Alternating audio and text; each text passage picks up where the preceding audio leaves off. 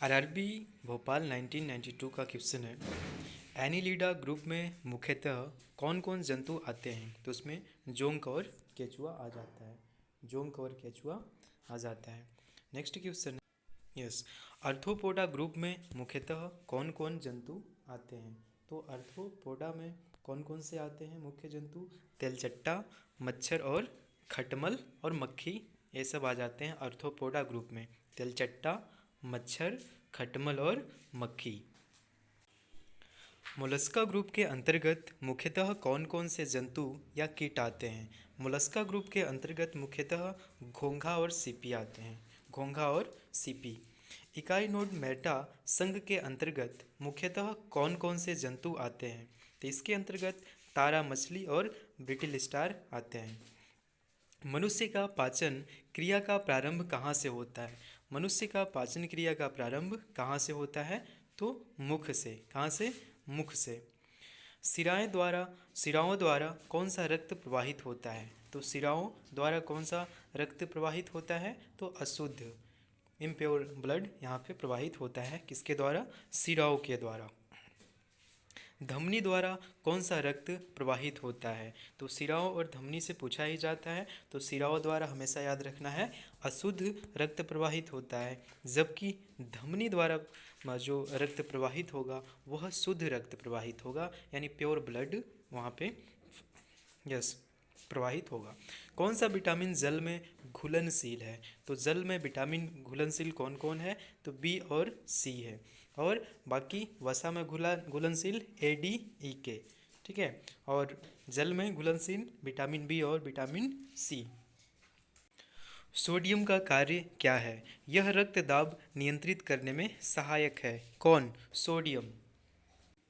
और जल का संतुलन बनाए रखता है, यानी कि सोडियम का कार्य क्या है? तो यह रक्त दाब को कंट्रोल करता है और साथ में जल का बैलेंस भी बनाए रखता है।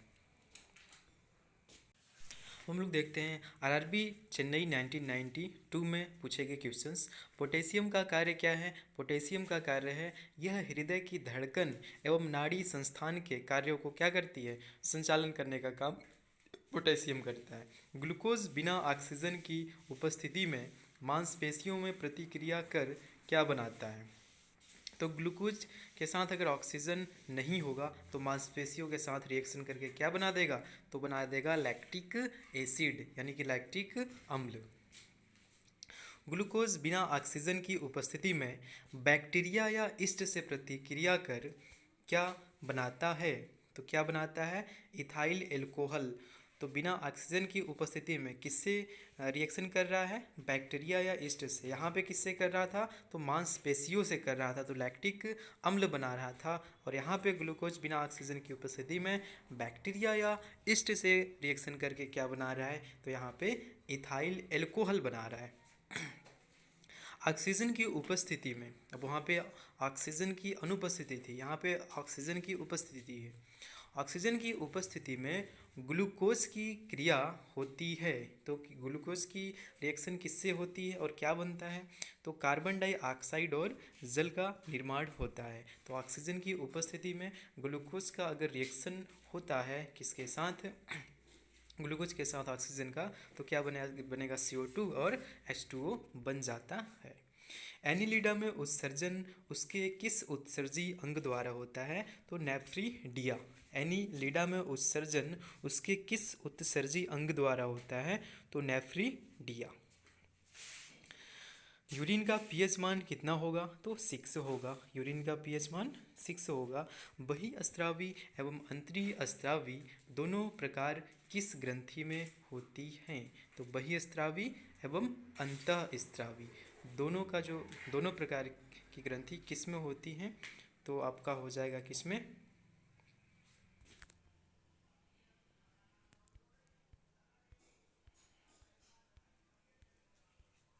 अग्नाशय में।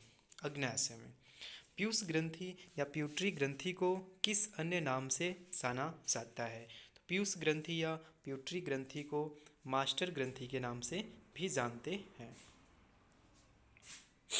स्प्रिंग को अपनी सामान्य लंबाई पर वापस लौटने के लिए लगने वाला बल क्या कहलाता है? तो उसको बोलते हैं प्रत्यानयन बल, प्रत्यानयन बल।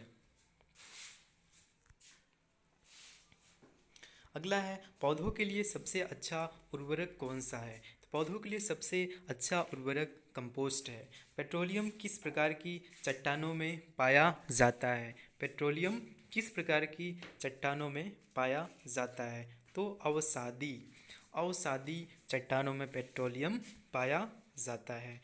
गुब्बारों को उड़ाने के लिए काम में लाई जाने वाली कौन सी गैस है। तो गुब्बारों को उड़ाने के लिए काम में लाई जाने वाली गैस का नाम क्या है, हीलियम। Yes, helium.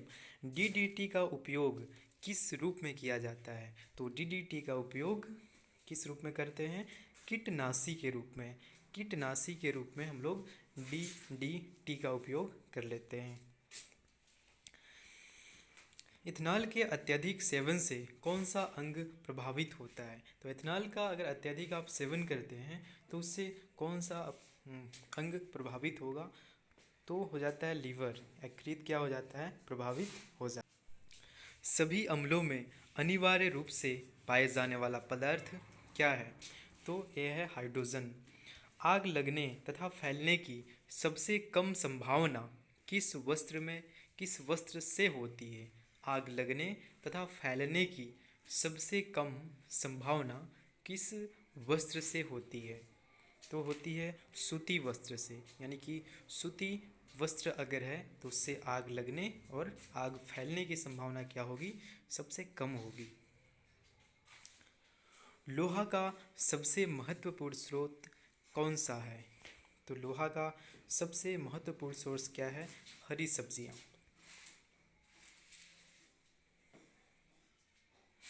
गैसोलीन को किसके साथ मिश्रण करके गैसोहॉल बनाया जाता है। तो गैसोलीन को किसके साथ मिश्रण करके गैसोहॉल बनाया जाता है। तो है इथाइल एल्कोहल, इथाइल एल्कोहल। तत्कालिक ऊर्जा यानी शक्ति के लिए धावकों को कौन सा पदार्थ दिया जाता है, ग्लूकोज। मानव जाति के लिए ओजोन परत क्यों महत्वपूर्ण है। पराबैंगनी किरणों को रोकने के लिए एक रक्षा आवरण बनाती है, कौन, ओजोन परत। टाइफाइड के लिए सामान्यतः उपयोग की जाने वाली औषधि कौन सी है। तो टाइफाइड के लिए जनरली हम लोग किस औषधि का यूज करते हैं। तो क्लोरोमाइसिटिन, क्लोरोमाइसिटिन का हम लोग यूज करते हैं। टाइफाइड के सामान्य उपयोग की जाने वाली औषधि कौन सी है। तो क्लोरोमाइसिटिन है। गैस की लौ की सबसे गर्म हिस्से को क्या कहते हैं। तो उससे हम लोग बोलते हैं ज्योतिहीन क्षेत्र, यानी कि नॉन ल्यूमिनस जोन। सोने का शुद्ध रूप कितने कैरेट का होता है। तो 24 कैरेट का सोने का शुद्ध रूप होता है। सिनेबार किसका अयस्क है। तो सिनेबार पारा यानी Hg का अयस्क है। शरीर के ताप का नियंत्रण किसके द्वारा होता है, हाइपोथैलेमस के द्वारा। तो शरीर के ताप का नियंत्रण किसके द्वारा होगा, हाइपोथैलेमस के द्वारा। लाल अस्थि मज्जा में किसका निर्माण होता है। लाल अस्थि मज्जा में किसका निर्माण होता है। तो लाल रक्त कणिकाओं का, यानी कि रेड ब्लड सेल, आरबीसी का। लाल अस्थि मज्जा में किसका निर्माण होगा, तो आरबीसी का। कसरेकु दंड में कितनी हड्डियां होती हैं। कसरेकु दंड में कितनी हड्डियां, तो कितनी होंगी, 33। बीसीजी का पूरा नाम क्या है। तो बेसिलस कैलमेटे-ग्यूरिन। एथलीट फुट नामक रोग किससे होती है। एथलीट फुट नामक रोग किससे होती है, ते कवक द्वारा। दमा यानी अस्थमा नामक रोग किससे होता है। तो अस्थमा नामक रोग हो जाता है कवक द्वारा, कवक द्वारा। फाइलेरिया नामक रोग किस कारण से होता है। तो फाइलेरिया होता है कृमि, वर्म के द्वारा। जब एक वस्तु की वेग, यानी कि जब एक वस्तु की जो वेलोसिटी है दोगुनी की जाती है तो उसकी गतिज ऊर्जा यानी काइनेटिक एनर्जी पे क्या इफेक्ट पड़ेगा। तो क्या बढ़ जाएगी, चौगुनी बढ़ जाती है। कैसे, कि जो काइनेटिक एनर्जी होगा कितना होगा, हाफ एम वी स्क्वायर। तो वी के स्थान पे 2v रख दीजिए तो 4v स्क्वायर हो जाएगा। तो 4 गुने ऑलरेडी बढ़ जाता है यहाँ पे, ठीक है। सूत्र कणिका को अन्य नाम से भी जाना जाता है, वह क्या है, माइटोकॉन्ड्रिया है। वट वृक्ष पादपों के किस वर्ग में आता है, तो आवृत्ति बीजी यानी angry orphans. Flame of the forest, one की ज्वाला का अर्थ क्या है। Flame of the forest means ऐसे पेड़ों से भरा वन जो पतझड़ में फलते फूलते हैं और लाल फूल बिखेरते हैं, उन्हें हम लोग क्या बोलते हैं, flame of the forest, flame of the forest. Penicillin किससे बनाया जाता है, तो पेनिसिलिन कवक से बनाया जाता है। लाइकेन को दो जीवधारियों का सहजीवी साहचर्य समझा जाता है, वो दो जीव कौन कौन से हैं, तो शैवाल और कवक है। शैवाल और कवक हैं लाइकेन के दो जीवधारी, जो सहजीवी होगा क्या होगा, शैवाल और कवक होगा। आमतौर पर संश्लेषित वृद्धि माध्यम और बेकरी में काम में लाया जाने वाला एगार किससे प्राप्त होता है, तो शैवाल से होता है। लौंग किससे प्राप्त होती है, तो पुष्प कली से, किससे, पुष्प कली से। अनशन या उपवास की लंबी अवधि के दौरान शरीर में असरकार वर्गी पुरावर्ती से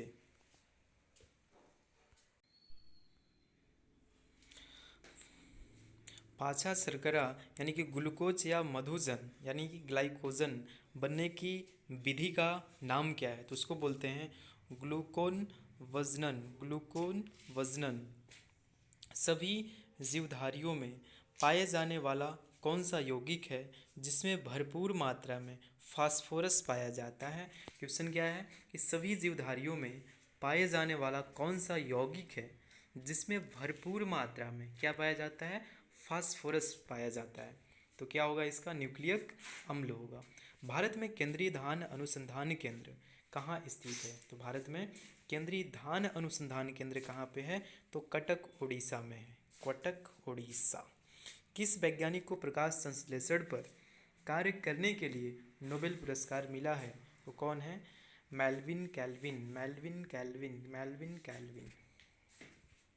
किस पदार्थ के संचय से मांसपेशी में थकावट पैदा होती है, किस पदार्थ के संचय से मांसपेशी में थकावट पैदा होती है, तो वो है लैक्टिक अम्ल। तो लैक्टिक अम्ल के संचय से मांसपेशी में थकावट पैदा होती है। किन रुधिर कोशिकाओं की मदद से रोगों के प्रति प्रतिरोध पैदा होता है, किन रुधिर कोशिकाओं की हेल्प से रोगों के प्रति प्रतिरोध पैदा होता है, तो उसमें कौन है, लसीकाणु, लसीकाणु यानी लिम्फोसाइट। मनुष्य में लाल रुधिर कोशिकाओं के जीवन की अवधि कितनी होती है, तो मनुष्य में लाल रुधिर कोशिकाओं के जीवन की अवधि कितनी होगी, 120 दिन, कितनी होगी, 120 दिन होगी। सिरा रक्त को ऑक्सीकरण के लिए फेफड़ों तक किसके द्वारा ले लाया जाता है, ले जाया जाता है, यानी कि सिरा रक्त को ऑक्सीकरण के लिए फेफड़ों तक किसके द्वारा ले जाया जाता है, तो फुफ्फुस धमनी, किसके द्वारा, फुफ्फुस धमनी के द्वारा। कृत्रिम गुर्दा किस सिद्धांत पर कार्य करता है, कृत्रिम गुर्दा किस सिद्धांत पे काम करता है, तो डायलिसिस, अपोहन के प्रिंसिपल पे कार्य करता है। एक व्यक्ति की आंखों का रंग काला, नीला या भूरा उस वर्ण यानी कि पिगमेंट पर आश्रित है, किसमें पाया जाता है, तो इस किस में पाते हैं, आइरिस में। कहाँ पे, आइरिस यानी कि परितारिका भी बोलते हैं इसे। जब आँख में धूल चली जाती है तो कौन सा हिस्सा सूजकर गुलाबी हो जाता है, तो वो कौन सा हिस्सा है, तो नेत्र श्लेष्मला, इसको कंजक्टिवा भी बोलते हैं। बच्चे के दूध पीते समय स्तनों में दूध का निष्कासन किसकी मदद से होता है, तो ऑक्सीटोसिन, ऑक्सीटोसिन, ऑक्सीटोसिन। निषेचन सामान्यतः कहाँ होता है, निषेचन सामान्यतः कहाँ होता है, तो फैलोपियन ट्यूब में। कृत्रिम निषेचन के उद्देश्य से वृषभ वीर्य को किसमें संचित किया जाता है, तो इसको द्रव नाइट्रोजन में, किसमें, द्रव नाइट्रोजन में। किस पादप का पुष्प सबसे बड़ा होता है, तो रेफ्लेसिया का, रेफ्लेसिया का पादप पुष्प सबसे बड़ा होगा। असत्य फल, यस, फॉल्स फ्रूट के नाम से कौन कौन से जाने जाते हैं? असत्य फल मुख्य रूप से कौन कौन हैं? तो नारियल, कटहल, सेब। नारियल हो गया, कटहल हो गया और सेब हो गया। नारियल, कटहल, सेब।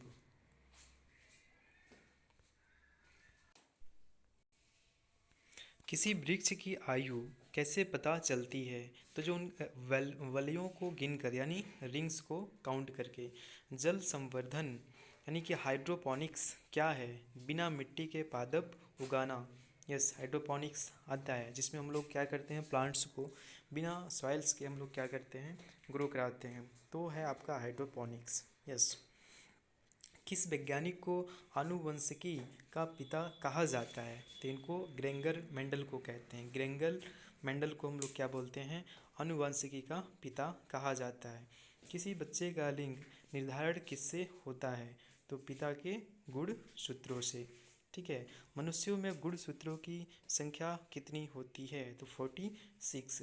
जो लोग मक्का को मुख्य अनाज की तरह आहार में लेते हैं उनमें किस विटामिन की कमी की संभावना रहती है? तो उनमें होती है विटामिन B1 की कमी की संभावना, जो मक्का को मुख्य अनाज की तरह क्या करते हैं, लेते हैं। किसी सदिश का परिमाण कभी भी नहीं हो सकता। तो सदिश में हम लोग जानते हैं कि जो स्केलर और वेक्टर क्वांटिटी दो चीज़ें होती हैं। तो वेक्टर क्वांटिटी में क्या होता है, यानी कि सदिश में क्या होगा, तो परिमाण के साथ इसमें दिशा भी होना चाहिए। और वहीं अदिश में क्या होता है, सिर्फ उसमें परिमाण होता है। ठीक है। इसने क्या बोला, किसी सदिश का परिमाण कभी भी नहीं हो सकता। तो ये कैसा नहीं हो सकता, ऋणात्मक नहीं हो सकता। तो ये बात यस। कपास रेशा किससे प्राप्त होता है? कपास रेशा बीजों से प्राप्त हो जाता है। ताज़े निकले मूत्र में कोई खास गंध नहीं आती है, लेकिन कुछ समय बाद उसमें अमोनिया जैसी तेज़ गंध आने लगती है। क्यों? क्योंकि जीवाणुओं द्वारा यूरिया अमोनिया में बदल जाता है। स्टार्टिंग में नहीं बदला होता है, बाद में बदल जाता है इसकी वजह से। यस। किस मछली में सल्क नहीं होते हैं? तो कैट फिश। कैट फिश में सल्क नहीं होते हैं। ज़्यादातर मछलियाँ जल में क्यों नहीं डूबती? तो वातावशय के कारण। वातावशय के कारण। सर्वप्रथम विषाणु को शुद्ध क्रिस्टलीय रूप में किस वैज्ञानिक ने अलग किया? तो WM स्टैनले ने। ग्रेगर मेंडल ने किस पौधे पर शोध कर आनुवंशिकी सिद्धांत का प्रतिपादन किया? तो मटर के पौधे पे। किस पे? मटर के पौधे पे। लिटमस किससे मिलता है? तो लिटमस लाइकेन से मिलता है। मलेरिया के उपचार की दवा किस सोर्स से प्राप्त किया जाता है? तो सिनकोना वृक्ष से। किस सोर्स से? तो सिनकोना वृक्ष से। अफीम जो एक पादप उत्पाद है, ये किससे प्राप्त होता है? तो सूखे लेटेक्स से। किससे? सूखे लेटेक्स से प्राप्त हो जाता है। ठीक है। यस। वाणिज्यिक कमर्शियल काग किसके छाल से प्राप्त होता है? बलूत यानी ओक के। बलूत यानी ओक के छाल से प्राप्त होता है क्या? कमर्शियल काग।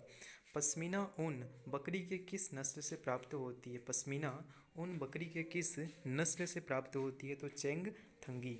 मवेशियों में बांझपन किस रोग के कारण होता है? मवेशियों में बांझपन किस रोग के कारण होता है? तो बेंग रोग। किसके कारण? बेंग रोग। अधिक शराब पीने वाले लोग अधिकांशतः किस बीमारी से मरते हैं? अधिक शराब पीने वाले लोग अधिकांशतः किस बीमारी से मरते हैं? तो है सूत्रण रोग, यानी कि सिरोसिस। सिरोसिस रोग से अधिक शराब पीने वाले लोग मरते हैं। राइबोसोम किसका कार्य करती है? तो राइबोसोम किसका कार्य करती है? ये प्रोटीन संश्लेषण का कार्य करती है। मरुस्थल में उगने वाले पौधे क्या कहलाते हैं? तो मरुस्थल में यानी कि डेजर्ट में उगने वाले जो प्लांट्स हैं उन्हें हम लोग क्या बोलते हैं? उन्हें बोलते हैं ज़ीरोफाइट। ज़ीरोफाइट या फिर मरुद्भिद बोलते हैं। मरुद्भिद। ठीक है। यस। भोपाल में 1984 में जो गैस लीक हुई थी वो कौन सी गैस थी? तो वो गैस थी मिथाइल आइसोसाइनेट। मिथाइल आइसोसाइनेट कब हुई थी? तो 1984 में ही हुई थी। भैंस की मुख्य नस्लें कौन कौन सी हैं? तो भैंस के मुख्य नस्लों को याद रखना बहुत आवश्यक है। मुर्रा हो गया, सुरती, भदवाड़ी, जाफराबादी और मेहसाना, ये सब किसके नस्लें हैं? भैंस के। मुर्रा, सुरती, भदवाड़ी, जाफराबादी और मेहसाना। केंद्रीय बकरी अनुसंधान संस्थान की स्थापना कहाँ की गई? तो केंद्रीय बकरी अनुसंधान संस्थान की स्थापना कहाँ की गई है? तो उत्तर प्रदेश के मथुरा के पास मखदूम में। तो उत्तर प्रदेश के मथुरा के पास मखदूम में, यस, केंद्रीय बकरी अनुसंधान संस्थान की स्थापना की गई है। राष्ट्रीय ऊँट अनुसंधान केंद्र कहाँ स्थित है? तो राष्ट्रीय ऊँट अनुसंधान केंद्र कहाँ स्थित है? तो बीकानेर, राजस्थान। तो ऊँट सबसे ज़्यादा राजस्थान, तो वो रिसर्च इंस्टीट्यूट कहाँ पे होगा? तो वो भी राजस्थान में भी होगा, राजस्थान में होगा। और केंद्रीय बकरी अनुसंधान उत्तर प्रदेश। चावल का यानी धान का कहाँ पे देखा था? तो कटक में देखा था, यस। दालचीनी कहाँ से प्राप्त होती है? तो वृक्षों के छाल से। दालचीनी, चीनी अलग है, दालचीनी अलग है। तो दालचीनी कहाँ से प्राप्त होती है? तो वृक्षों के छाल से दालचीनी प्राप्त हो जाती है। मसालों की रानी किसको कहा जाता है? मसालों की रानी किसको कहा जाता है? तो मसालों की रानी इलायची को बोलते हैं। मसालों की रानी इलायची को बोलते हैं। फूलों का अध्ययन क्या कहलाता है? तो फूलों के अध्ययन को हम लोग बोलते हैं एंथोलॉजी। क्या बोलते हैं? एंथोलॉजी बोलते हैं। पेडोलॉजी में किसका अध्ययन किया जाता है? पेडोलॉजी। तो पेडोलॉजी में हम लोग बोलते हैं स्टडी ऑफ सॉइल, ठीक है। Study of soil is called pedology. तो हम लोग मिट्टी के अध्ययन को हम लोग क्या बोलते हैं? पेडोलॉजी। सिस्टेमा नेचर्स किसकी पुस्तक है? तो यह है कार्ल लिनियस। दूध से दही के रूप में, किससे? दूध से दही के रूप में जमने का कारण क्या है? तो दूध से दही के रूप में जमने का कारण क्या है? लैक्टोबैसिलस। लैक्टोबैसिलस। विषाणु में क्या होता है? तो विषाणु में क्या होगा? न्यूक्लिक एसिड और प्रोटीन। विषाणु में क्या होगा? न्यूक्लिक एसिड और प्रोटीन। जंतुओं में होने वाली फूट एंड माउथ रोग किसके कारण से होता है? जंतुओं में होने वाली फूट एंड माउथ रोग किसके कारण से होता है? तो विषाणुओं के कारण से जंतुओं में होने वाली फूट एंड माउथ रोग हो जाता है। किस शैवाल से आयोडीन प्राप्त होता है? तो किस शैवाल से होगा? लैमिनेरिया से। किससे? लैमिनेरिया से, यस।